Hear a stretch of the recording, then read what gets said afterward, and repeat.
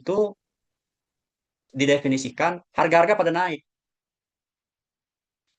Itu terjadi secara umum. Tidak hanya di satu dua rumah tangga atau satu dua RT, di satu kabupaten, di satu provinsi, atau bahkan se-Indonesia mengalami kenaikan harga.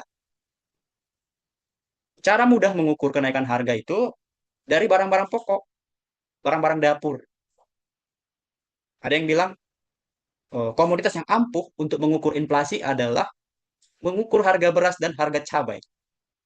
Jadi jangan sepele dengan cabai itu. Satu satu Indonesia akan heboh kalau harga cabai naik. Tidak hanya terjadi di satu dua tempat, di seluruh tempat serentak tuh naik tuh.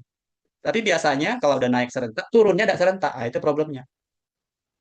Harga cabai, harga beras, harga ayam potong, dari situ awalnya, lalu merembet kepada barang-barang lain seperti elektronik, seperti kendaraan bermotor, seperti garmen, baju-baju yang kita pakai, pelan-pelan naik semua, gitu ya. Ini yang menyebabkan harga-harga itu naik tidak hanya di tingkat lokal, bahkan sampai nasional. Jadi bukan inflasi namanya. Kalau di satu dua toko harganya mahal, di toko lain tidak. Inflasi itu kalau semua naik serentak saja. Minyak goreng, minyak goreng sekarang 22.000 per liter, yang biasanya 18. Kalau minyak kita biasanya 14, ini 19. Luar biasa, 18.000, 19.000 minyak kita. Nah, itu terjadi tidak hanya di Palembang, tapi se-Indonesia naik. Nah, itulah disebut inflasi ya. Jadi tingkat inflasi adalah persentase perubahan harga dari satu periode ke periode yang lain. Kalau kita masih ingat, harga beras di tahun 2010 misalnya, dengan harga beras tahun sekarang, lebih murah mana? Harga tahun beras 2010 atau harga beras di tahun yang sekarang? Cynthia, tahu nggak? Kira-kira harga beras tahun 2010 dengan harga beras tahun sekarang sama nggak? Enggak, Pak. Udah Enggak. mengalami kenaikan. Ya kenapa terus naik ya? Selalu naik ya. Dulu dengan uang 10.000 kita masih dapat beras 1 kilo. Sekarang dapat nggak? Enggak dapat. Iya. Dulu kalau kita uang 50.000, kita bisa belanja banyak toh. Ya, Sekarang nggak sih, Tia ngerasain nggak kalau ke pasar? 50.000 dapat apa sekarang ini? karena udah mengalami inflasi sekarang, Pak. Nah, itulah disebut dengan inflasi. Tapi bisa nggak sih? Kita kembali lagi ke tahun 2010, ke harga-harga tahun 2010. Bisa nggak sih itu ya?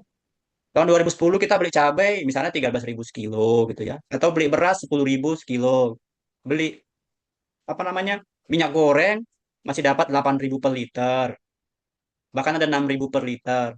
Nah sekarang minyak kita aja udah minyak termurah itu 18.000 per liter.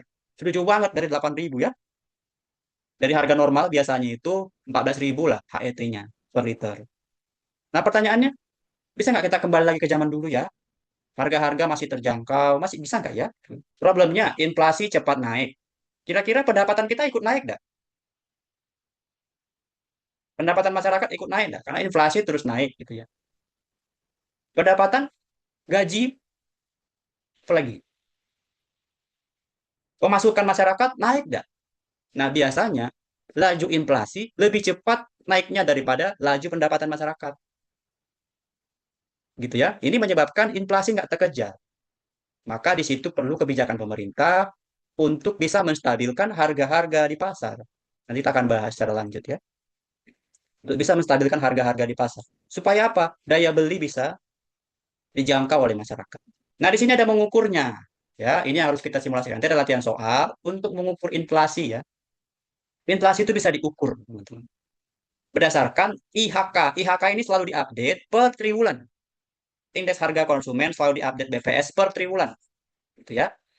Jadi inflasi dapat diukur menggunakan IHK. Apa itu IHK, Mufid? Mufid Hakim. IHK itu apa? Singkatan dari apa? Indeks harga konsumen, Pak. Iya, indeks harga konsumen. Jadi, harga rata-rata konsumen itulah, kalau secara sederhana ya. Itu bisa diukur inflasinya. Bagaimana cara mengukurnya? Indeks harga konsumen PN per P0 kali 100. Jadi langkah pertama, diukur dulu IHK-nya, baru dicari inflasinya. PN itu apa, Pak? Harga barang-barang tahun. T, tahun tertentu. Nanti ada contohnya ya. Harga barang-barang tahun tertentu. P0 harga barang-barang tahun dasar. Jadi tahun tertentu, misalkan eh, tahun 2 tahun ke depan atau tahun ini, tahun dasarnya 3 tahun sebelumnya. Jadi itu tergantung permintaan soalnya ya. Jadi setelah dapat IHK, baru kita cari inflasinya. Ini IHKT, IHK periode perhitungan inflasi, IHK T kurang satu, IHK periode sebelumnya. Baru semuanya dikalikan 100%. Jadi nggak akan bisa nyari inflasi kalau IHK-nya belum diketahui ya. Masuk ke contohnya saja.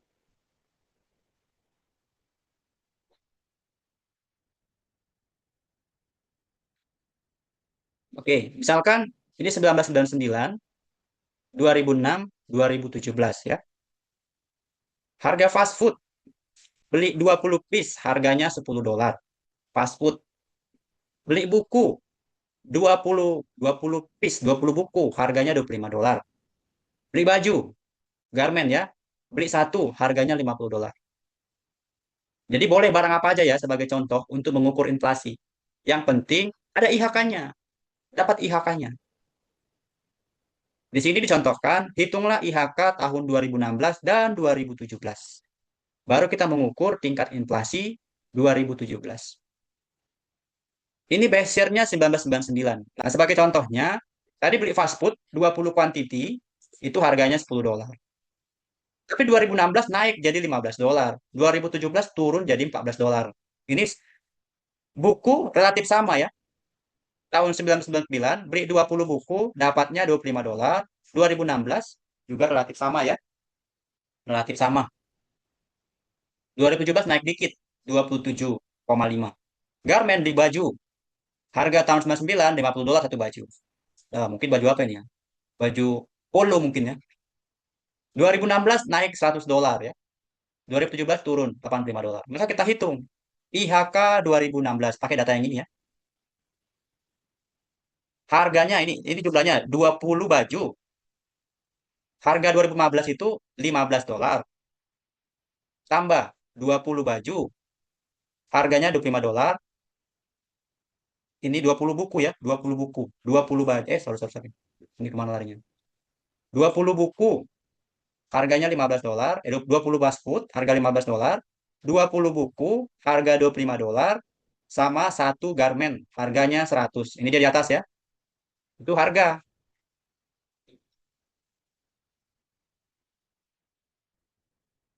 Lalu di bawahnya 20 fast food dikali harga yang sebelumnya itu, harganya kan 10 nih kan. 20 fast food, harga tahun awal base year-nya 10.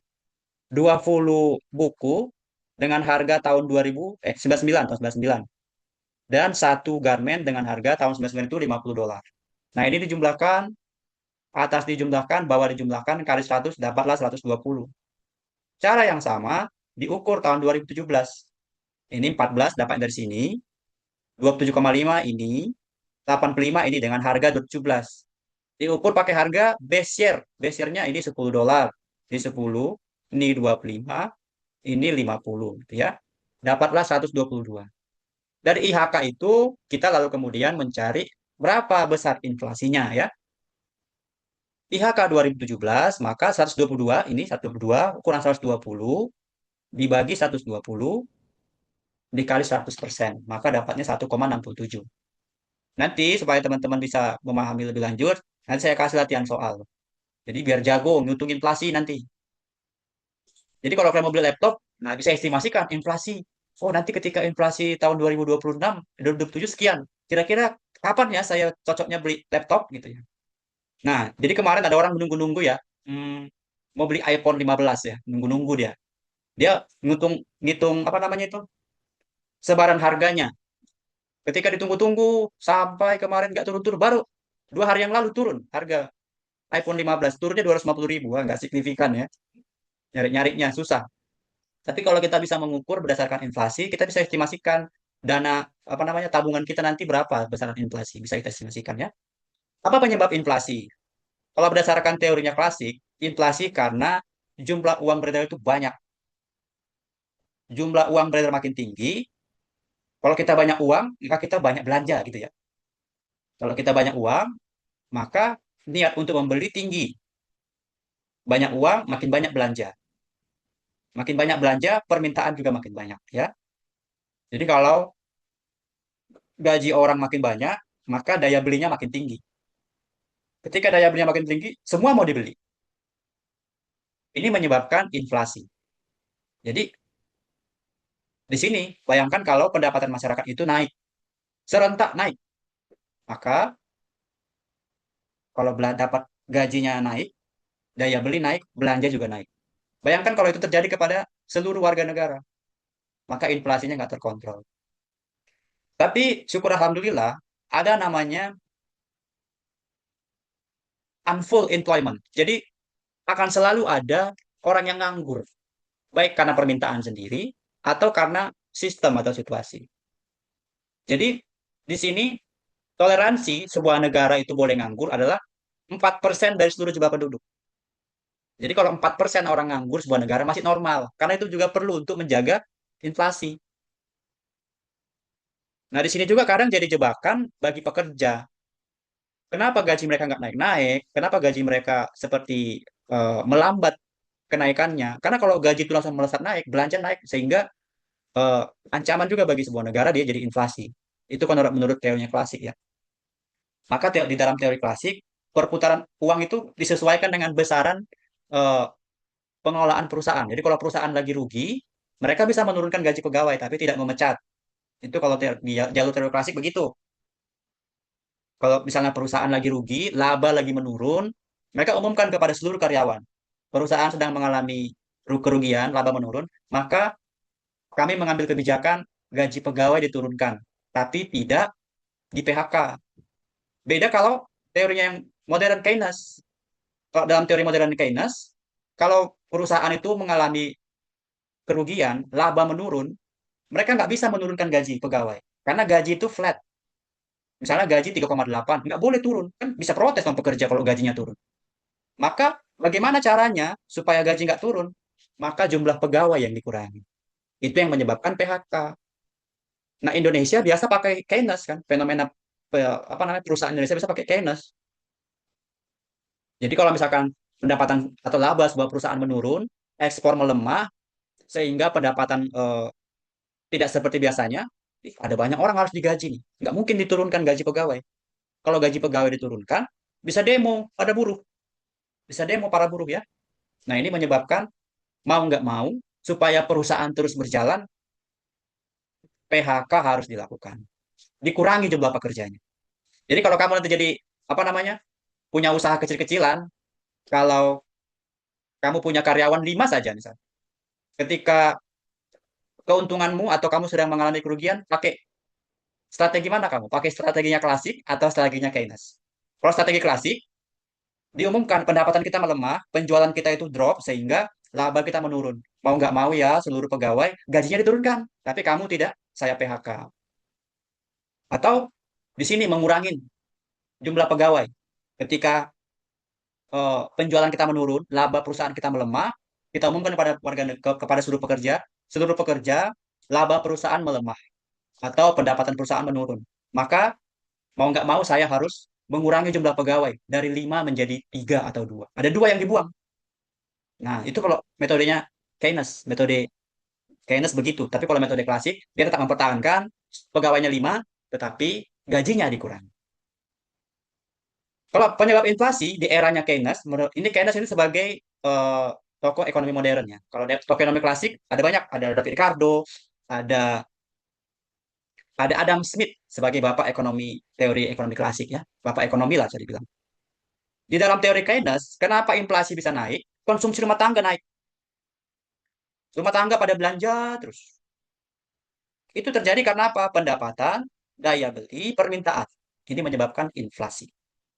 Tapi problemnya di sini diawali oleh konsumsi rumah tangga yang meningkat. Tapi kalau tadi di sini diawali dari jumlah uang yang beredar makin banyak, ya.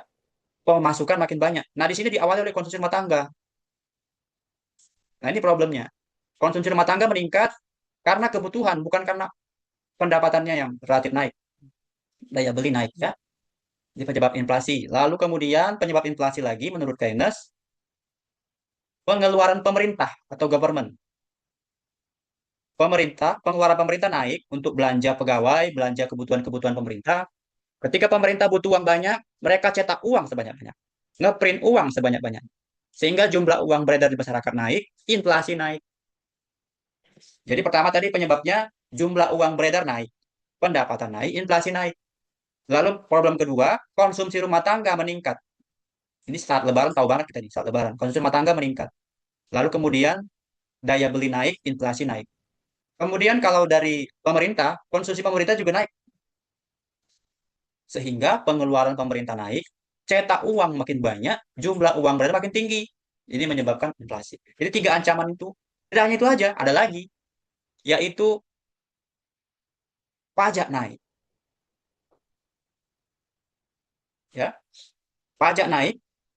Jadi orang bayar pajak, biaya biaya bayar pajaknya makin tinggi, daya beli makin turun, permintaan makin turun. Ini menyebabkan deflasi. Jadi menyeimbangkan ini susah benar nih. Ini deflasi sebenarnya. Deflasi, ini salah ya. Deflasi. Penyebab deflasi yang pertama, pajak dari pemerintah naik. Pajak kendaraan bermotor, pajak penghasilan, pajak-pajak macam-macam makin naik. Pajak makanan makin naik.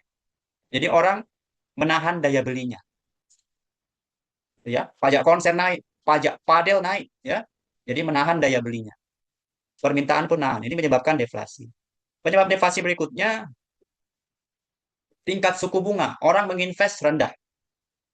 Jadi orang menabungkan uangnya di bank rendah. Maka ini menyebabkan jumlah uang beredar rendah. Ini menyebabkan deflasi ya.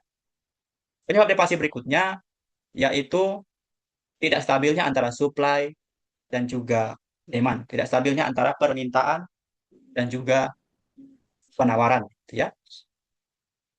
Jadi inflasi juga salah, deflasi juga salah. Maka sebenarnya dalam pembelajaran makro ini hanya satu kata, seimbang saja. Seimbang. Jadi belajar makro ini belajar keseimbangan aja itu aja. Seimbangan nilai rupiah, keseimbangan orang belanja, keseimbangan pajak dari pemerintah, keseimbangan antara inflasi dan deflasi. Inflasi salah, deflasi juga salah. Jadi belajar mengelola keseimbangan, gitu ya. Karena keseimbangan itu dapat memperlancar seluruh sistem ekonomi, baik dua sektor, tiga sektor, dan empat sektor. Kalau seimbang antara konsumsi rumah tangga dengan konsumsi perusahaan, maka kedua-duanya itu mendapatkan keuntungan yang maksimal. Perusahaan dapat laba, masyarakat terserap tenaga kerja.